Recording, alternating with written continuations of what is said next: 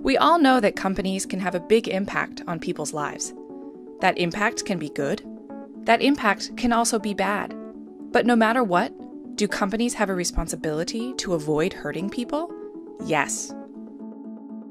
Since 2011, companies, NGOs, and governments have backed a global standard about businesses' responsibility to respect human rights.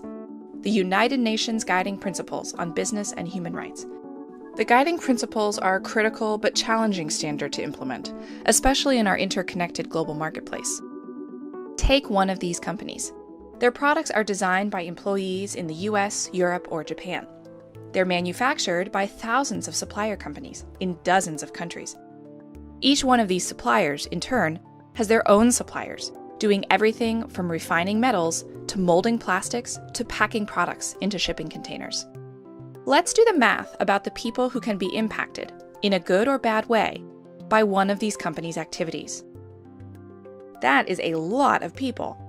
How can a company respect all these people's human rights while still running its business? The company needs to prioritize.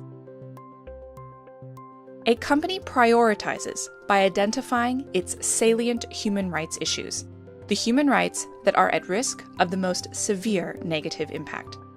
That does not mean companies don't take action on other human rights issues, but it does mean they address the most salient human rights issues first. So how does a company identify its salient human rights issues? There are 3 factors to consider. Factor 1 is scale. This means the gravity of the human rights impact. This does not mean some human rights are more important than others. What scale means is how much someone's enjoyment of their right was set back as a result of what the company is doing. The worse the impact, the greater the scale.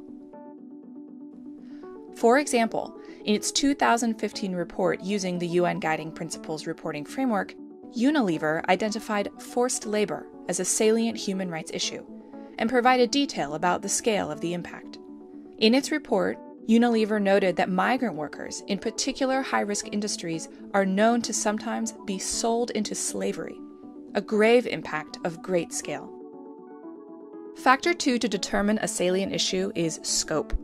This means the number of people who are or could experience the negative impact on their human rights. For example, in its 2015 report using the UN Guiding Principles reporting framework, Ericsson identified the right to privacy as a salient human rights issue. Ericsson noted that many people around the world are increasingly concerned about multiple government surveillance using telecommunications networks, pointing to a broad scope for this issue. Factor 3 to determine a salient issue is remediability. Can the impact be put to right? For example, in Anglo American's 2014 Sustainable Development Report, the company highlighted health and safety issues as a top risk to people.